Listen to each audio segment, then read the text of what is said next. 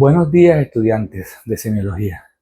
El día de hoy vamos a hablar sobre las generalidades relacionadas con el examen físico en semiología del sistema nervioso central. Entonces empecemos comentando que los datos en la historia clínica que debemos tener presente con relación a al examen neurológico está relacionado con mucha información variable. Entonces empecemos mencionando que en la infancia vamos a tener la mayoría de las veces fenómenos virales que pueden inducir enfermedades en los niños. Por ejemplo, por la no vacunación podemos tener enfermedades como la poliomielitis, enfermedades bacterianas o virales como encefalitis y meningitis. Ya en los adolescentes los fenómenos más frecuentes son relacionados con convulsiones, epilepsia y cefalea tipo migraña. Ya en los adultos vamos a tener enfermedades como malformaciones vasculares, tumores, enfermedades como la esclerosis múltiple y enfermedad cerebrovascular por ruptura u oclusión de vasos neurológicos. Con relación al sexo, es más frecuente que se presenten esclerosis múltiples, fenómenos de migraña y malformaciones vasculares en el cerebro como meningioma en las mujeres. En cambio, en los hombres es más frecuente los neurofibromas. Con relación a la raza, hay fenómenos aislados en donde puede haber tumores con alguna relación étnica o enfermedades relacionadas con el Parkinson y neurosarcoidosis en pacientes con raza blanca. Con relación a la residencia y lugar de origen, muchas veces en aquellas poblaciones donde la comida de animales como el cerdo, que puede ser cerdos no bien manejados desde el punto de vista de crianza, se puede desarrollar la neurocisticercosis, Y en la profesión o ocupación, en algunos boxeadores, la enfermedad de Parkinson y en pacientes que hacen trabajos duros de peso, como la albañilería, podemos tener polineuropatías y enfermedades relacionadas con radiculopatías. Bueno, los motivos de consultas relacionados con las enfermedades neurológicas. De entre ellos, el más frecuente es la cefalea, el que está de primero, que puede estar relacionado con muchos fenómenos, por ejemplo, aumento en el volumen del líquido o de la masa o del contenido neurológico que va a inducir a que los pacientes puedan tener aumento de la presión del líquido cefalorraquídeo, como tumores, alteraciones en la circulación adecuada del líquido cefalorraquídeo, aumento en la absorción del líquido cefalorraquídeo, que nos van a inducir aumento de la presión intracraneana y van a generar fenómenos como cefalea. Y algunos pacientes pueden presentar reacciones a fenómenos hereditarios como cefaleas vasomotoras, migrañas, jaquecas, y puede haber causas psicógenas en donde pacientes por alteraciones del estado emocional, como las más frecuentes son la ansiedad y la depresión, el paciente puede manifestar cefalea. Dentro de otros trastornos que podemos presentar en estos pacientes, alteraciones visuales, que están relacionadas con, por ejemplo, con la ambliopía, que es una disminución de la agudeza visual, amaurosis, alteraciones de la visión, diplopía, visión doble, en algunos pacientes que presentan algunos trastornos en el eje de los ojos, Con relación al dolor, podemos tener varios tipos de dolor desde el punto de vista neurológico. Entre ellos tenemos, por ejemplo, el dolor neurítico, que está relacionado sobre todo se exacerba en algún trayecto nervioso y el paciente va a presentar manifestaciones de dolor en la zona afectada. Dolor pleuxil, cuando tenemos afecciones de plexos como el plexo braquial, el plexo lumbar, que van a tener manifestaciones dolorosas en los pacientes, y dolor radicular, que está relacionado sobre todo con compresión de raíces nerviosas y que se puede exacerbar con algunas maniobras como por ejemplo toser o maniobra de Valsalva. Sensaciones de la sensibilidad, entonces vamos a tener disestesias y parestesias. Disestesias cuando está relacionados con que un paciente va a tener sensaciones de hormigueo y estímulo eléctrico sobre cierta zona en el momento y en que en ningún momento haya habido estímulo que lo induzca. Y en aquellos pacientes que pueden tener sensación de hormigueo o de escozor cuando en algún momento se presenta algún estímulo externo, pero este va a ser, digamos que va a tener una conducción errática y va a hacer que el paciente sienta esa sensación a pesar de no tenerla. Parálisis o paresia, sobre todo en aquellos pacientes cuando tienen compromiso de la motoneurona superior o la motoneurona inferior. Convulsiones frecuentes en pacientes que tienen alteraciones en la conducción eléctrica del cerebro, como la epilepsia, que pueden inducirla. Trastornos metabólicos que puedan también inducir las convulsiones. Y trastornos de la conciencia y conducta, que puede también estar relacionado con muchísimas causas. Trastornos metabólicos, trastornos traumáticos, trastornos vasculares, que pueden inducir todas estas manifestaciones. Y alteraciones de los esfínteres, sobre todo en aquellos pacientes que tienen afecciones o de la cola de caballo o lesiones medulares bajas. Bueno, ¿qué vamos a hacer exactamente en el examen físico del paciente? Lo primero que vamos a hacer es evaluar la esfera mental en forma general. Entonces, en estos pacientes vamos a ver la orientación en las 3 esferas, o sea, preguntarle si sabe el paciente en qué momento estamos con relación a la fecha, eso se llama el tiempo, si sabe el paciente en qué sitio está, que está relacionado con el lugar, y si el paciente sabe cómo se llama él, que es el que está relacionado con la persona. Entonces, aquellos pacientes que estén bien en esta condición, hablaremos de que está orientado en las 3 esferas o describiremos simplemente orientado en tiempo, lugar y persona. Y aquellos pacientes que tienen afectado en alguna de estas áreas, mencionaremos específicamente cuál es el área que está afectado del paciente. Tenemos que evaluar memoria reciente y memoria antigua. Es muy fácil de decirle, le podemos empezar preguntándole al paciente si recuerdan hechos anteriores, como por ejemplo fechas como la primera comunión, cuando se casó, sobre todo en aquellos pacientes añosos, que son fechas importantes. Y para la memoria reciente, preguntarle, por ejemplo, qué desayunó en la mañana, qué fue lo que cenó la noche anterior, cosas así recientes. O cuando iniciamos el interrogatorio, le decimos al paciente que recuerde unos números o alguna cosa, algún color, alguna fecha que tú le quieras decir, y minutos después que has empezado el interrogatorio, le vuelves a decir al paciente que si sabe cuál fue la fecha o el dato que le diste para que lo memorizara y lo volviera a recordar en unos minutos posteriores. Ya, verificar conteo de números, si el paciente sabe sumar, restar, o sea, funciones matemáticas sencillas, saber la secuencia de cierto número, puede ser hacia adelante o hacia atrás. Vamos contando nosotros 3, 4, 5, 6. ¿Qué número sigue? Y el paciente debe saber. O en forma reversa, por ejemplo, 20, 19, 18. ¿Qué número sigue? Y el paciente debe tener en cuenta ese tipo de detalles. Esto es para hablar algo de la esfera mental. Después que hayamos evaluado la esfera mental, es importante saber si el paciente tiene algún signo de lesión importante del sistema nervioso central, que nos lo va a dar descartar o ver si el paciente realmente tiene los signos meningios positivos. Los signos meningios positivos son en el 90% de los pacientes que tienen afecciones de las meninges las van a tener positivas. Entonces, por eso es que es importante que miremos si hay rigidez de nuca, si está el signo de Kearney y el signo de Brusinski. ¿Cómo se hace?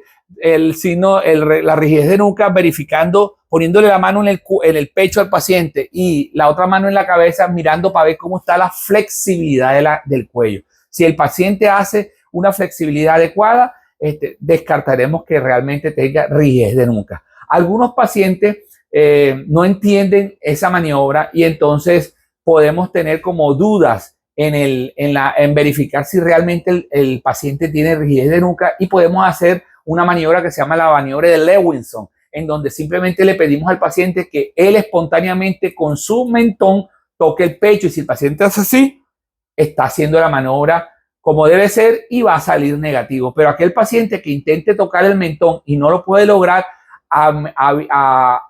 con frecuencia va a hacer es abrir la boca y echar los ojos hacia arriba, y ese se llama el signo de Lewinson, típico en los pacientes que tienen rigidez de nuca y que tienen afectación de las meninges. Las otras dos maniobras son el signo de Kearney, que simplemente le vamos a hacer levantar los pies o los miembros en extensión, y el paciente, cuando adquiere cierto grado de elevación, con nosotros se lo hacemos, el paciente va a doblar las rodillas, y eso quiere decir del Kearney es positivo.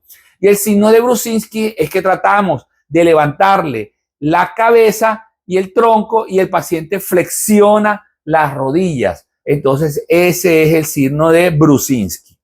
¿Ya? El 80% de la evaluación del paciente con relación al sistema nervioso central está relacionado con la evaluación de los pares craneales. Y esta es la parte más importante en esta evaluación. Tenemos que hacer mucho énfasis en esta área para evaluarla. Hay un sinnúmero de mnemotecnias para recordar cuáles son los pares craneales, pero recordemos que es el olfatorio, el óptico, el tercer par craneal, el cuarto par craneal, el quinto par craneal o trigémino, el motor ocular externo o sexto par craneal, el facial o séptimo par craneal, el auditivo y el coclear, que es un par doble, que es el octavo, el noveno, el glosofaringio, el décimo, el vago, el espinal, el 11, y el 12avo, el hipogloso. ¿Ya? Entonces, esta es una de las técnicas de recordatorio para esto. Entonces, empecemos hablando del primer par craneal, que es el olfatorio. Recuerda que sus raíces nacen en la mucosa nasal y atraviesan la lámina cribosa para ir hacia el cerebro y de esa forma transmitir la información. ¿Cómo lo hacemos? Simplemente lo evaluamos utilizando olores comunes que el paciente pueda percibir, pero sin que él vea qué elemento es el que le va a enseñar.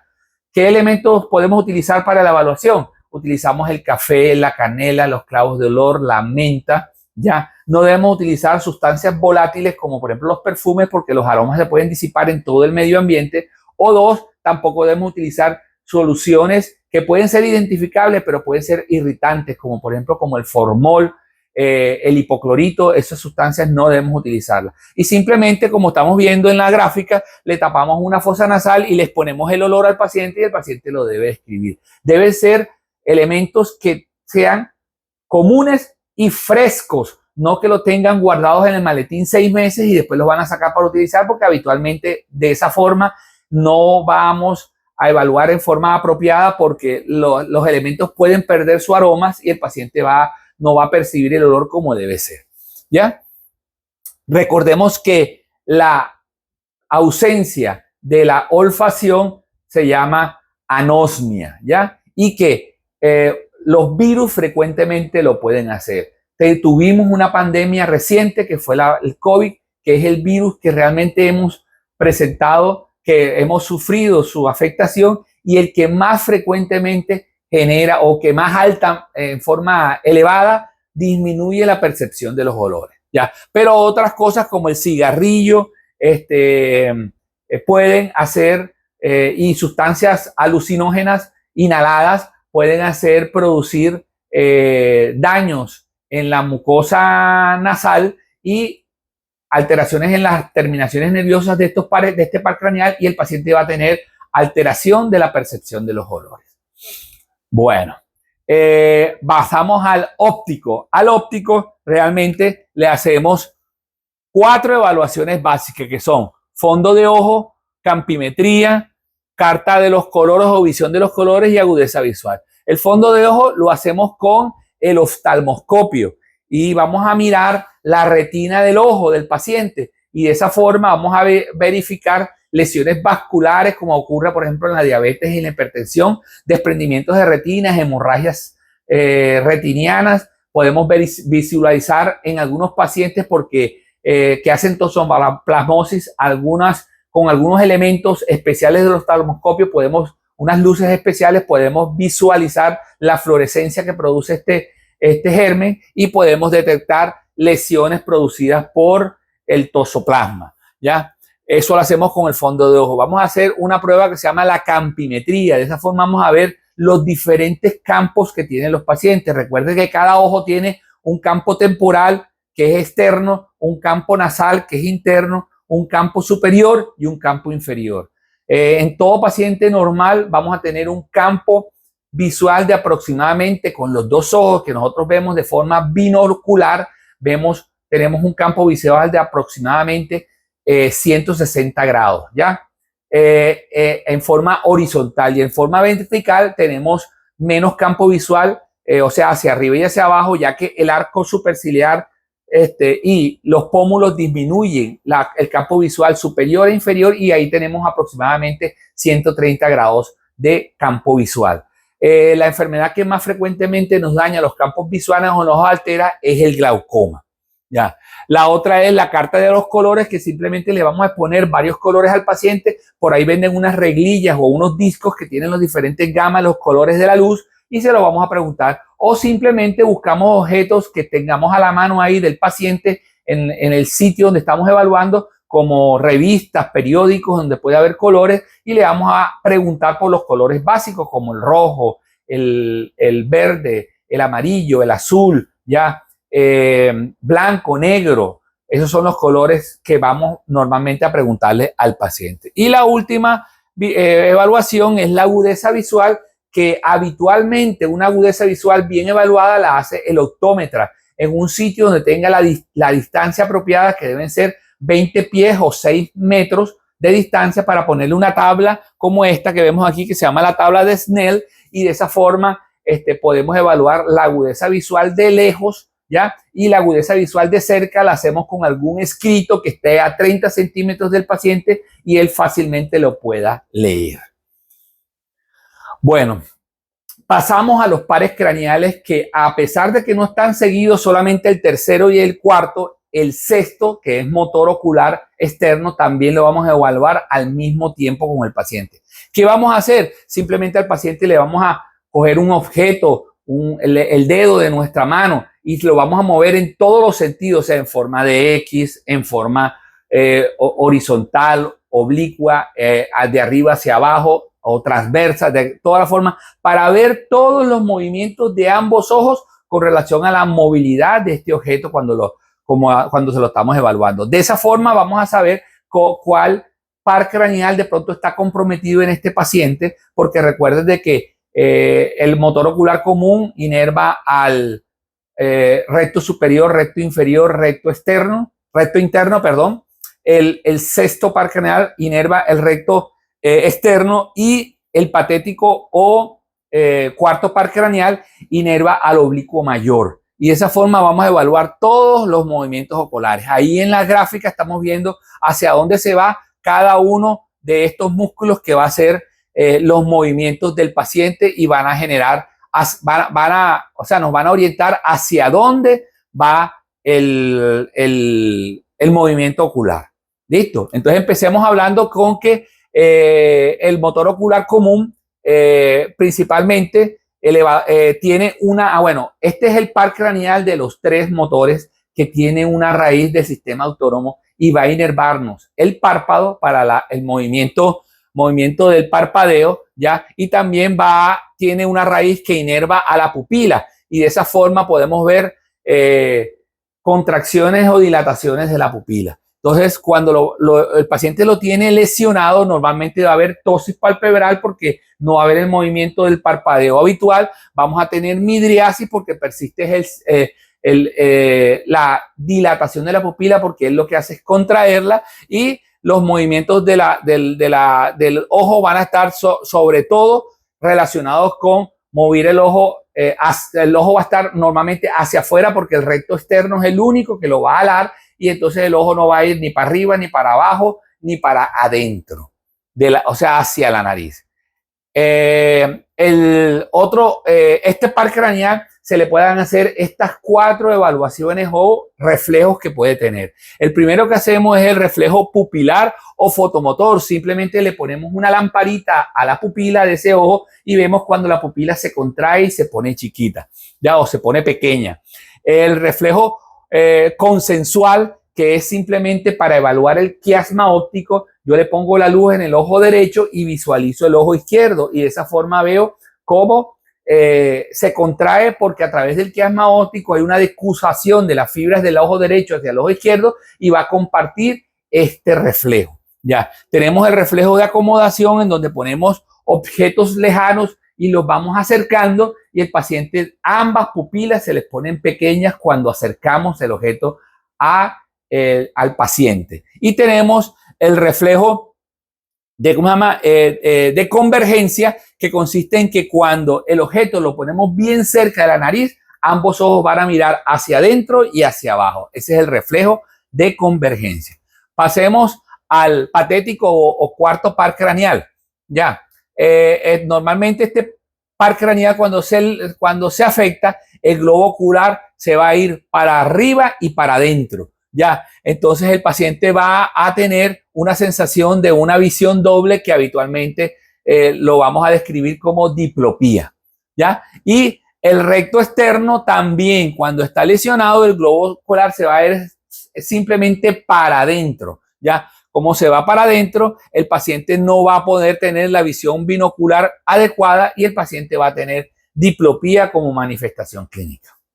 Pasemos ahora al quinto par craneal, que es un par craneal mixto, en donde vamos a tener un nervio sensitivo y motor. Entonces, la parte sensitiva está dada por las ramas del trigémino, ya, que van hacia la parte de arriba, llamada oftálmica, la parte media, que va hacia el maxilar superior, y la parte inferior, que va hacia el maxilar inferior o la mandíbula. ¿Ya? Estas tres ramas nos van a dar, con relación a la sensibilidad, tacto, dolor y temperatura de la cara. ¿Ya? Esa es la parte sensitiva. Y la parte motora está relacionada con los músculos de la masticación. Entonces le vamos a decir al paciente que muerda así, en esta forma, los dientes, y así cuando haga así vamos a ver los maceterinos, los temporales, cuando hace la misma maniobra, y unos músculos que se llaman los pterigoideos, que desplazan el maxilar del lado derecho y hacia el lado izquierdo. Y si los tiene los tres movimientos, está con la parte motora del trigémino conservada.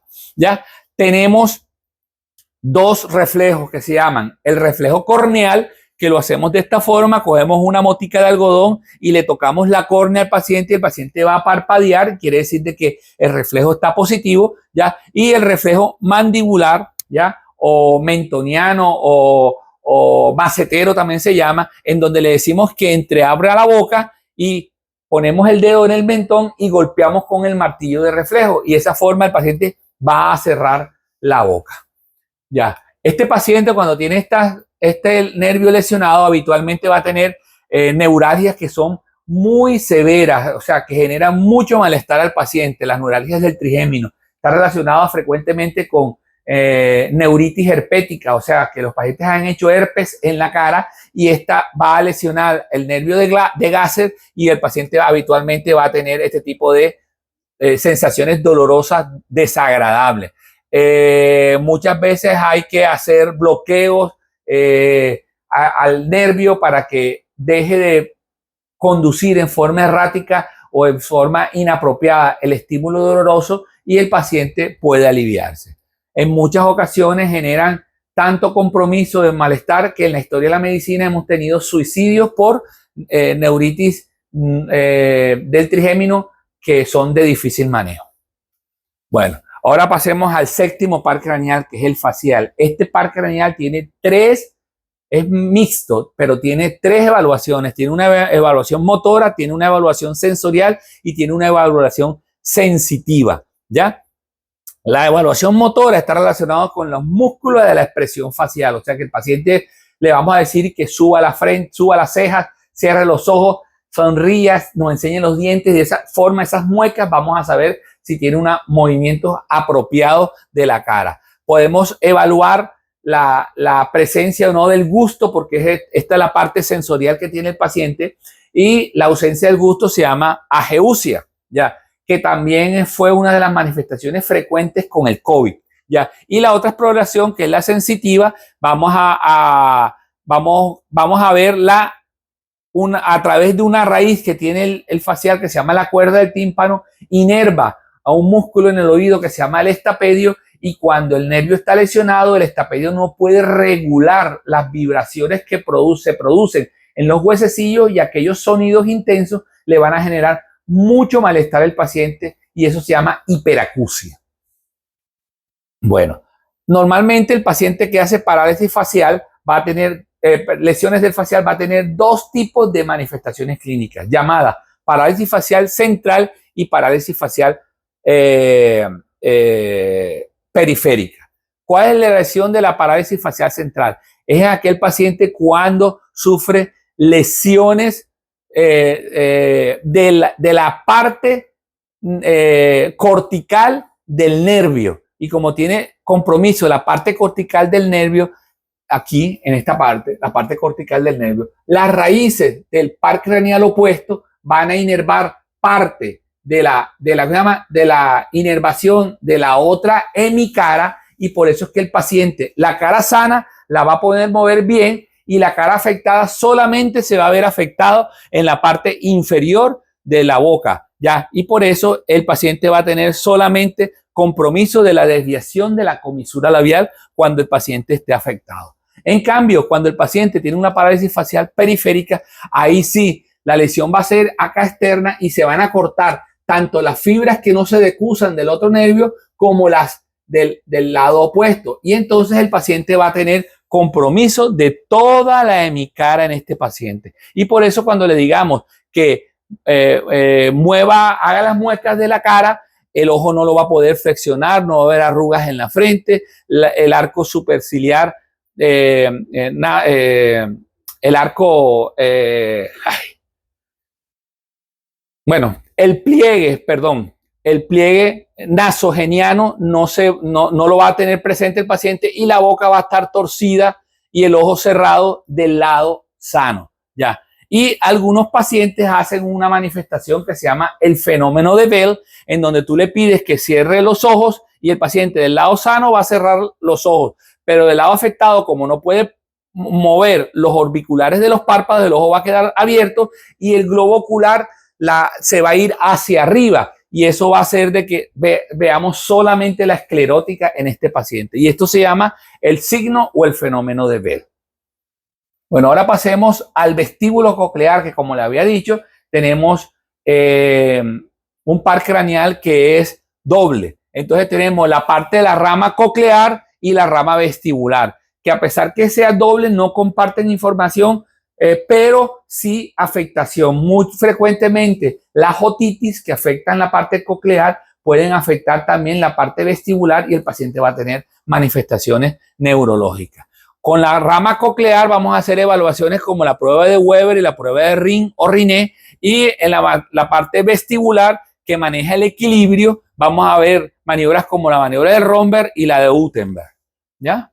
Bueno, entonces pasemos a ver cada una de estas evaluaciones. Entonces, la prueba de Weber solamente medimos la conducción ósea. ¿Y cómo la hacemos? Cogemos el diapasón, se lo ponemos al paciente en todo el vértice, o sea, toda la mitad de la cabeza, y el paciente va a tener, debe sentir la vibración del diapasón en ambos oídos. Si la oye en ambos oídos, está normal, pero si nada más percibe la vibración de un solo lado, el lado que no la percibe está afectado la conducción ósea. Y la otra es la prueba de Riné, en donde comparamos la conducción ósea con la conducción aérea. Entonces, primero ponemos el diapasón a vibrar y lo ponemos en las celdas mastoideas, y le decimos al paciente que cuando empieza a sentir que se disminuye o se vuelve ausente la vibración, lo quitamos de ahí y se lo ponemos cerca al oído, y si él siente la vibración todavía, la prueba de Riné está normal. En aquel paciente que la conducción ósea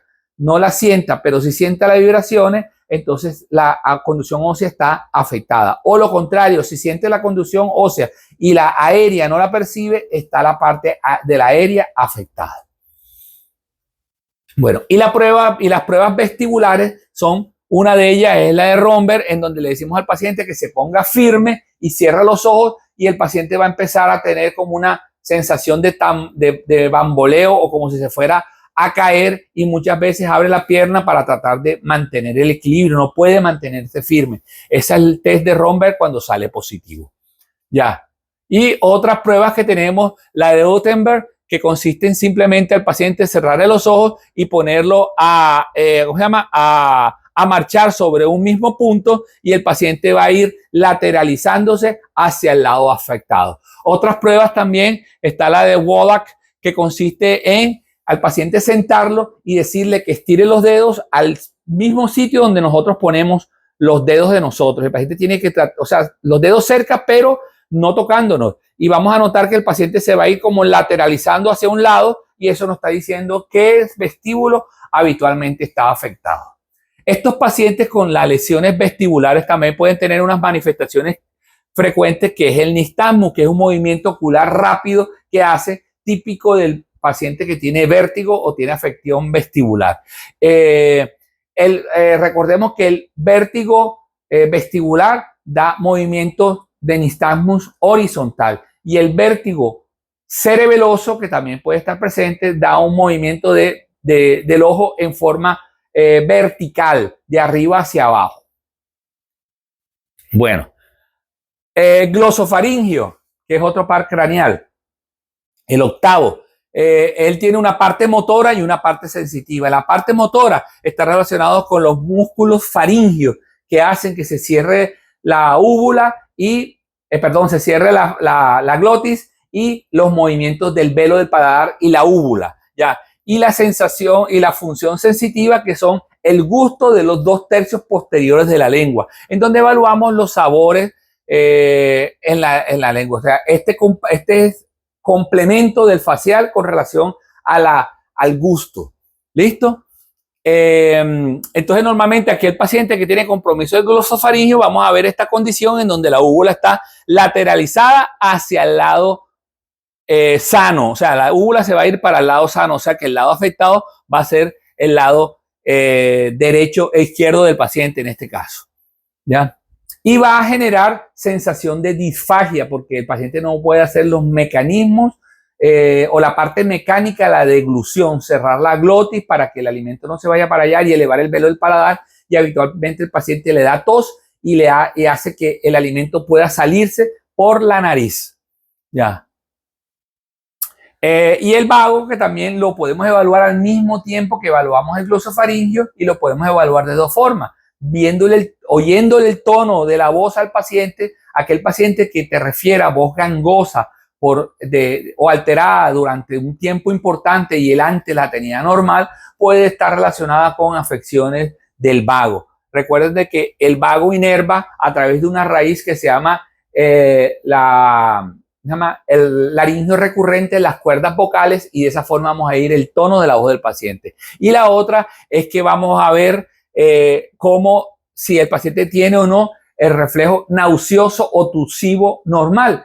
Aquel que lo conserve tendrá un vago en función normal. Y tenemos las lesiones del 11º par o espinal o accesorio también llamado, ya, que tiene que ver con los músculos del cuello, que son el esternocleidomastoideo y el trapecio, que tienen estar relacionados con los movimientos de rotación de la cabeza, movimientos de flexión anterior y posterior, movimientos laterales de la cabeza y la elevación de los hombros. Entonces, habitualmente el paciente, cuando tiene este par craneal lesionado, vamos a ver que aquí se ve un músculo bien bordeado, pero este lado se ve flácido. Y si lo ponemos en la parte posterior, vamos a notar que una de las escápulas está más basculada, o sea, está más caída, y probablemente eso nos está diciendo de que el nervio está lesionado. Por eso es que se ve de esta forma así, una más caída que la otra. Y el paciente va a tener limitación de la rotación de la cabeza o de la flexión de la misma.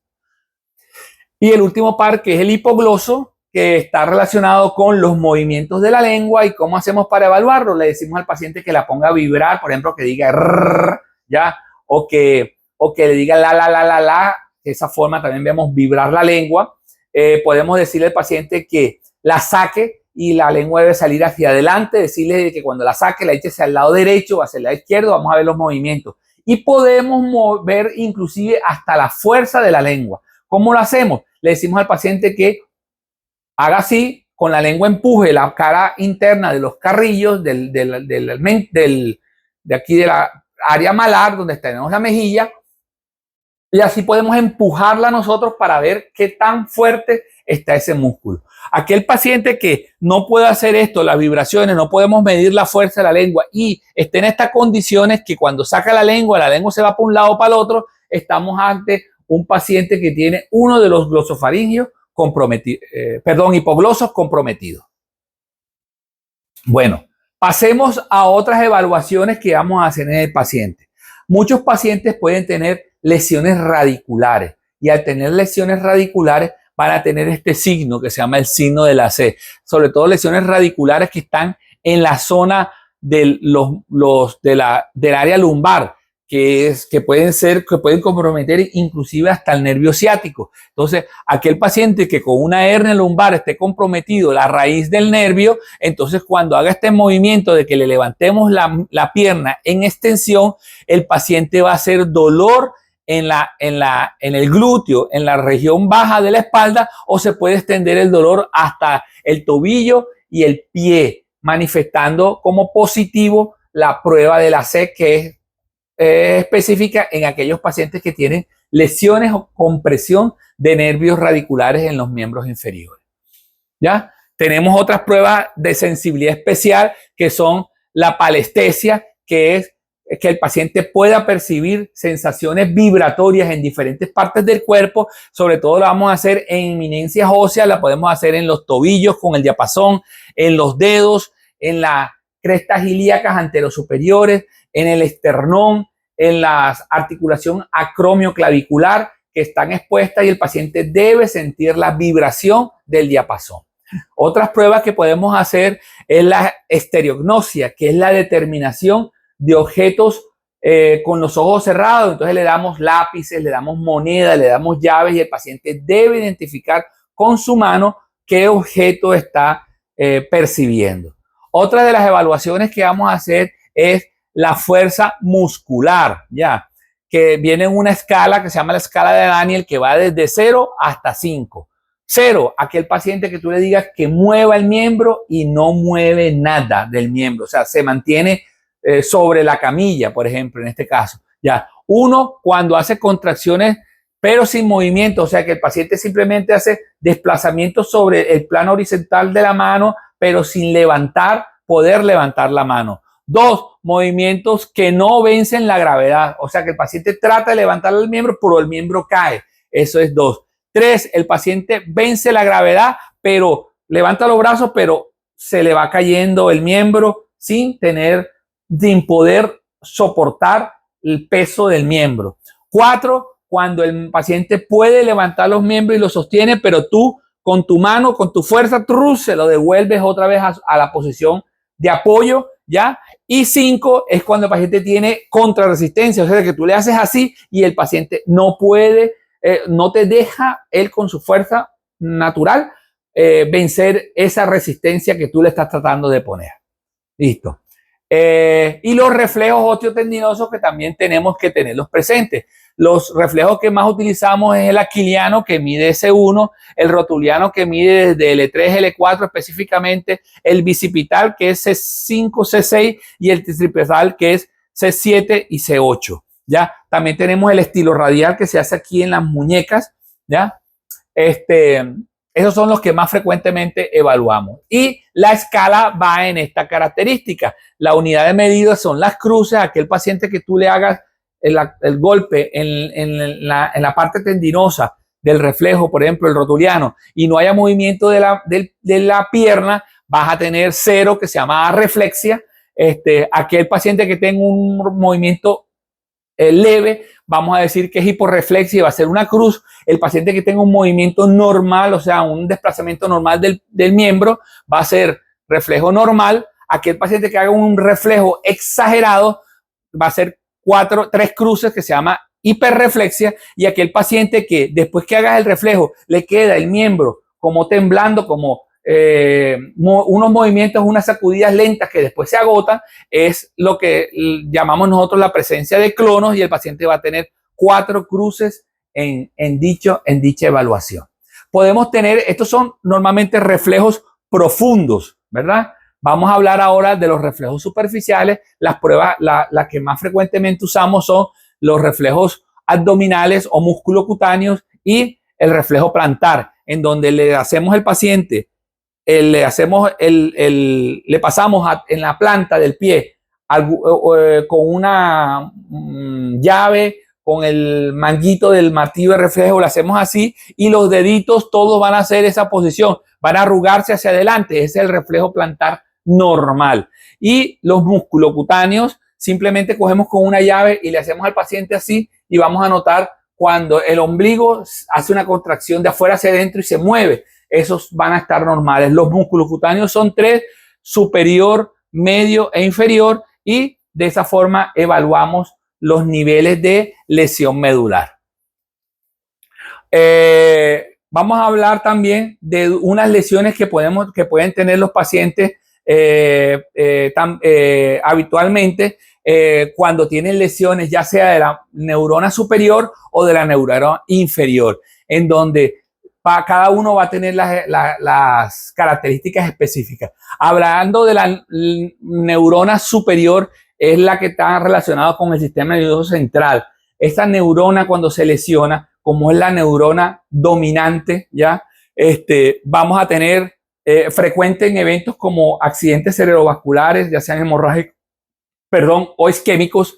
El paciente va a tener parálisis espástica, o sea que el miembro va a estar rígido y difícil de mover, que en algunos textos mencionan esta característica como si fuera movimiento en rueda dentada, o sea, como si fuera un robot que tú le ves a mover el miembro al paciente, pero rígido, y el miembro lo pone rígido, que el paciente puede caminar en forma lenta. Y por eso es que se le llama a estos pacientes que hacen una marcha hemiparética, ¿ya? O hemipléjica, ¿ya? En donde el paciente solamente hace un apoyo y el miembro sano lo mueve lentamente, o arrastra uno de los miembros y lo llamamos la marcha del segador. Estos pacientes van a tener hiperreflexia porque la motorneurona inferior es la que va a estar funcionando y es la que está relacionada con el arco reflejo. Pacientes van a tener reflejos patológicos como el Babinski, que consiste en que en la planta le hacemos así y hace un movimiento muy parecido al reflejo plantar, en donde el pulgar no mueve hacia el sitio normal, sino que se mueven nada más los otros 4 dedos así y el pulgar se extiende hacia arriba, y eso es lo que se llama el signo de Babinski positivo. Y normalmente estos pacientes hacen incremento del tono muscular y una atrofia por desuso, pero una atrofia que es lenta, ya, diferente a la lesión de motorneurona inferior, en donde la atrofia en estos pacientes es rápida y el miembro va a tener una masa muscular muy pequeña, ya, rápidamente. Estos pacientes van a ser, los de la motorneurona superior, van a ser hemiparesia o hemiplegia, porque normalmente están comprometidos uno de los 2 hemisferios y el paciente nada más va a estar afectado en la mitad del cuerpo. En cambio, este paciente en forma transversal. En cambio, estos pacientes van a tener una parálisis que se llama paraplegia o paraparesia, y van a tener compromiso de los 2 miembros inferiores o de los 4 miembros, incluyendo los superiores y los inferiores. Ya. La parálisis de estos pacientes va a ser una parálisis flácida. Algunos textos hablan de movimientos de títere, en donde ellos, cuando mueven la pierna, se caen así espontáneamente porque precisamente no pueden controlar el movimiento. En cambio, en esto, por eso es que tiene una parálisis espástica, o sea, el miembro va a estar rígido, no se va a mover como debe ser. Aquí, como la motorneurona inferior es la del reflejo, como está lesionada, no va a haber reflejo, y por eso los pacientes van a tener arreflexia. Estos pacientes van a tener fasciculaciones, o sea que van a haber temblores finos en alguna parte de alguno de los músculos, ya. Va a haber disminución del tono muscular, y por eso es que el miembro va a caer sin ninguna resistencia contra la gravedad. Y la atrofia, como les había mencionado ahorita, va a ser rápido, o sea que en cuestión de semanas ya el miembro se pone súper delgado. Bueno, además de estas cosas, también tenemos que evaluar la coordinación, que es más que todo para verificar si hay lesiones o síndromes cerebelosos. Entonces, uno de ellos es la evaluación de la diadococinesia. Y entonces le vamos a poner al paciente que haga, por ejemplo, este movimiento de las manos o así, ya de ambas manos. Le hacemos la prueba dedo-nariz, o sea, que haga así, se toque la punta del dedo, se toque la punta de la nariz, o prueba de dedo-dedo, y así verificamos la coordinación. Y en términos generales, estas son las actividades o las evaluaciones que tenemos que hacerle a un paciente que tiene posiblemente lesiones neurológicas. Muchas gracias.